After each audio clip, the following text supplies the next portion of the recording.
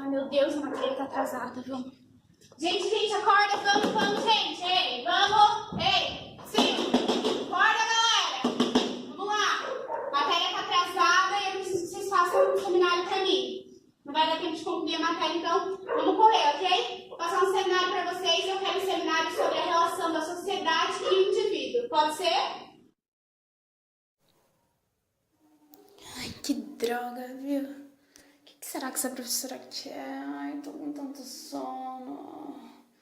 Seminário, ai meu Deus, vai dar o maior trabalho. Ai, esse ETEC, viu? Só me dá problema. Ai, não acredito, o que eu vou fazer? A sociologia oferece várias possibilidades teóricas para a análise da relação entre o indivíduo e a sociedade. A diversidade de análises é um dos elementos essenciais do pensamento sociológico. Examinaremos as diferentes perspectivas adotadas por autores clássicos para analisar o processo de constituição da sociedade e a maneira como os indivíduos se relacionam. A vida em sociedade, ela exige que os indivíduos se conformem aos comportamentos e valores socialmente instituídos em cada cultura e momento. Integrar determinado grupo, morar em uma metrópole ou zona rural são alguns dos fatores que influenciam a formação dos diferentes valores e comportamentos individuais. A relação entre o indivíduo e a sociedade é um tema fundamental nas ciências sociais. Ao problematizar essa questão, a sociologia desenvolveu 3 matrizes de respostas a essa questão, todas baseadas em correntes teóricas fundadoras. São elas: a sociedade determina o indivíduo, Durkheim. Os indivíduos determinam a sociedade, Weber. E terceira, a sociedade e os indivíduos determinam-se, que é o Marx. Perspectivas sociológicas clássicas. Durkheim, ele fundamenta o método de estudo da sociologia aos fatos sociais, que são maneiras padronizadas de relacionamento entre os indivíduos. O Weber, ele diferenciou de Durkheim porque ele se preocupava em compreender o indivíduo e as suas ações. Enquanto Marx, ele definiu as bases para a compreensão do objeto da sociologia a partir dos aspectos materiais e históricos que ligam o indivíduo à sociedade.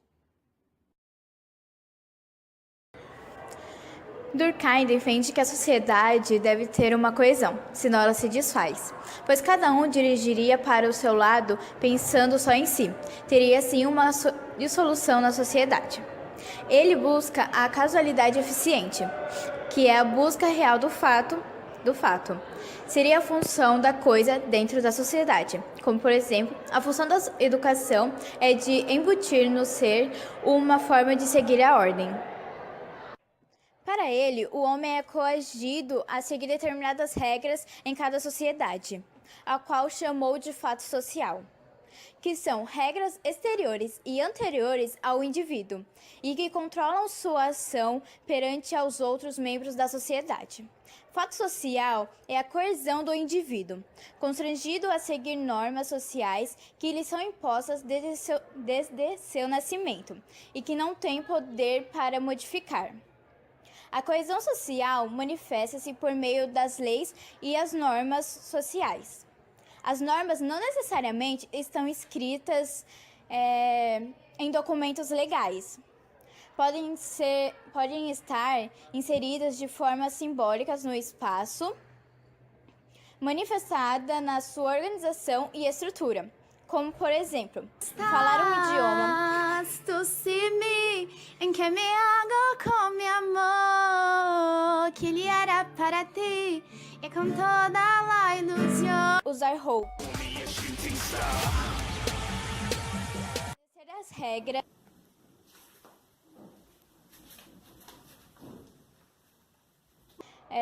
Leis, normas, agir conforme os usos, costumes e etc. Até mesmo atitudes consideradas fora dos padrões, como furto, assassinato.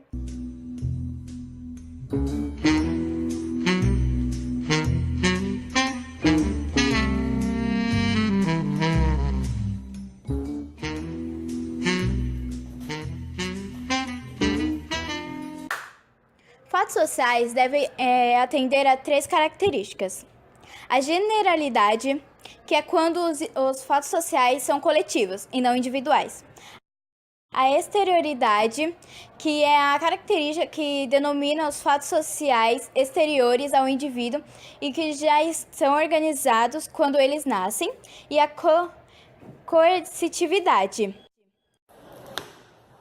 Bom, para começar a falar sobre todos esses assuntos, é necessário saber o que são as estruturas sociais. Bom, essas estruturas sociais são um conjunto de princípios que explicam os comportamentos e as instituições sociais e reduzem a importância dos indivíduos nos processos de transformação da sociedade.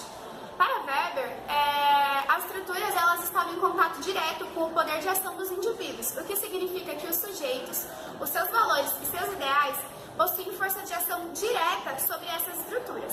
E então a tarefa da sociologia seria aprender os significados que norteiam esses princípios segundo o teórico.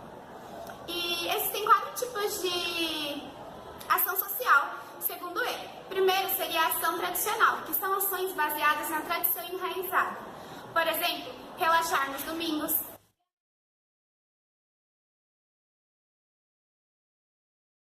colocar roupas mais leves. E algumas ações tradicionais, elas podem se tornar um artefato cultural. O segundo tipo são as ações afetivas, que são tomadas devido às emoções do indivíduo para expressar sentimentos pessoais, como, por exemplo, comemorar após uma vitória,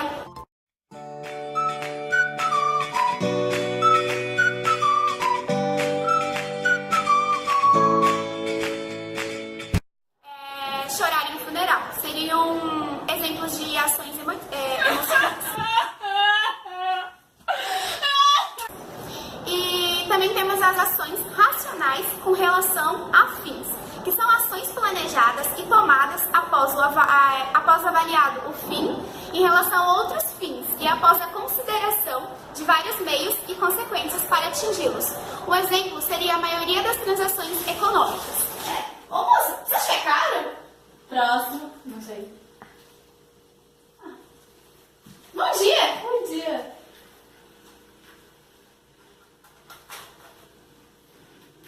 Moça, seu cartão foi recusado. O quarto e último tipo de ação seriam ações racionais orientadas a valores, que seria onde a crença ela consiste em um valor importante para o indivíduo, sem considerar as consequências das ações em defesa desse valor. E um exemplo disso seria alguém que age de acordo com sua convicção política, e ao defender suas ideias em uma manifestação pública, ele desencadeia uma repressão, que na prática contraria seu objetivo.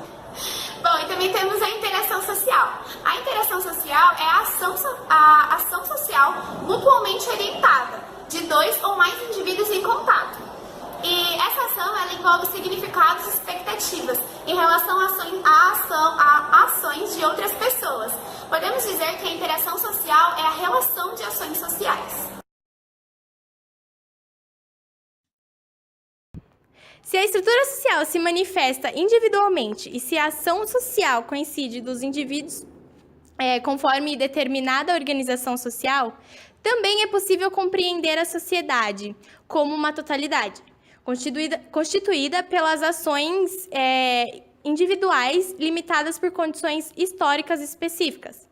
Karl Marx diz que os homens fazem sua própria história, mas não a fazem como a querem, e sim limitados pelas condições materiais e históricas da sua existência.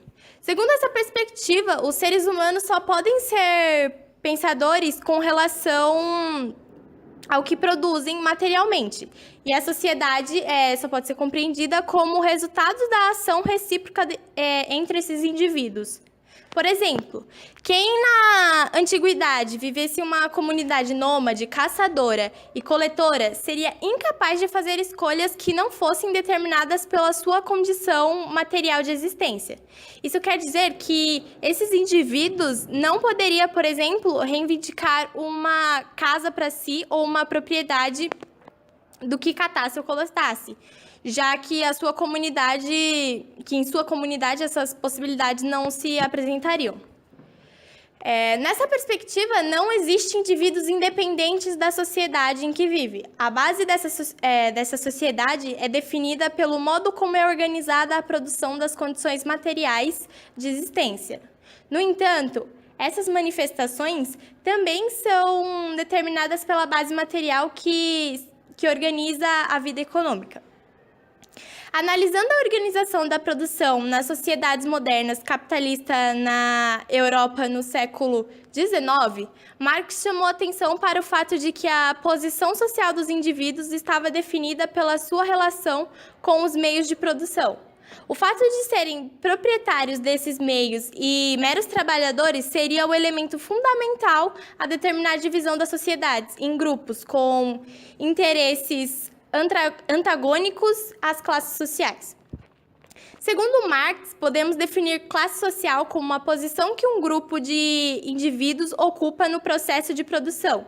De um lado, os proprietários dos meios de produção e do outro, os produtores.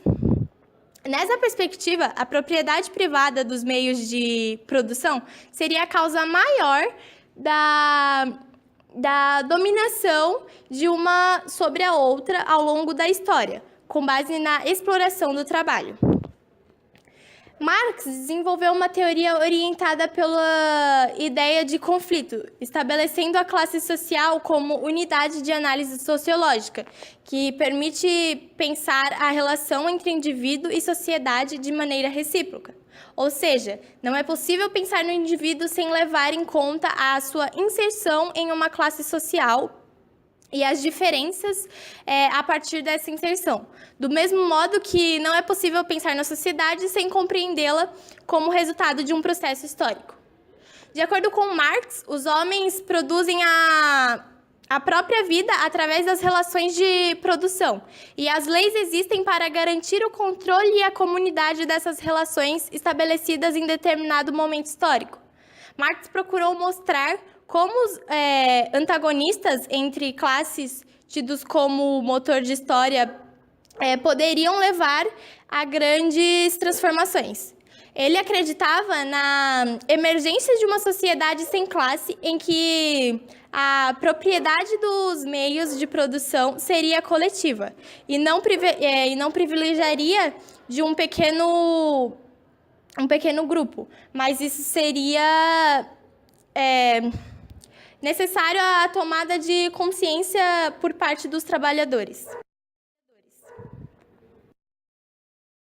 Agora eu vou falar sobre a diferença entre Durkheim e Marx. Marx vê a contradição e o conflito como elemento essencial da sociedade. Já Durkheim coloca ênfase na coesão, integração e manutenção da sociedade. Para Durkheim, o conflito existe basicamente pela anomia, isto é, pela ausência ou insuficiência da normatização das relações sociais, ou por falta de instituições que regulamentem essas relações. Durkheim considera o processo de socialização um fato amplo, que dissemina as normas e valores gerais da sociedade, fundamentais para a socialização das crianças, e assegura a difusão e as ideias que formam um conjunto homogêneo, fazendo com que a comunidade permaneça integrada e se perpetue no tempo. Para Norbert Elias, não existe separação entre indivíduo e sociedade. Só é possível trabalhar, estudar e divertir-se em uma sociedade que tem história, cultura e lazer, e educação, e não isoladamente. Tudo deve ser entendido de acordo com o contexto no qual está inserido. Caso contrário, perdem-se a dinâmica da realidade e o poder de entendimento. Segundo Elias, o que nos falta são modelos conceituais e uma visão global que torne isso compreensível. E ele explica essa relação usando o processo histórico e a relação entre a parte e o todo. E para apresentar a concepção da parte e o todo, ele faz uso da teoria de Gestalt, que o todo é diferente de suas partes. Isso quer dizer que uma relação de potência menor gera uma relação de potência maior. Só que você não consegue compreender essa relação de potência maior somente estudando as suas partes, porque isso não vai significar o todo. E a sociologia de Elias, ela é um historicismo sociológico, porque ela postula uma especificidade das relações sociais e onde elas têm as próprias leis e elas se transformam. Só que o indivíduo não é o ator dessas transformações, e sim a sociedade. E essa sociedade, ou melhor, uma determinada configuração histórica específica desta, que determina para qual lado a balança nós, eu, irá pender. Só que mesmo que a balança penda para o lado eu, o indivíduo, ele ainda é um produto de uma determinada configuração histórica de uma sociedade. Então, ele ainda está inserido dentro de um contexto histórico. Bom, para concluir o assunto todo, seria interessante fazer um resumão. E, de acordo com tudo que nós vimos no vídeo de hoje, vale lembrar que, de acordo com Marx, o foco ele recai sobre os indivíduos inseridos nas classes sociais. Já para Durkheim, o fundamental é a sociedade e a interação dos indivíduos nela. E para Weber, os indivíduos e suas ações são os elementos constitutivos da sociedade.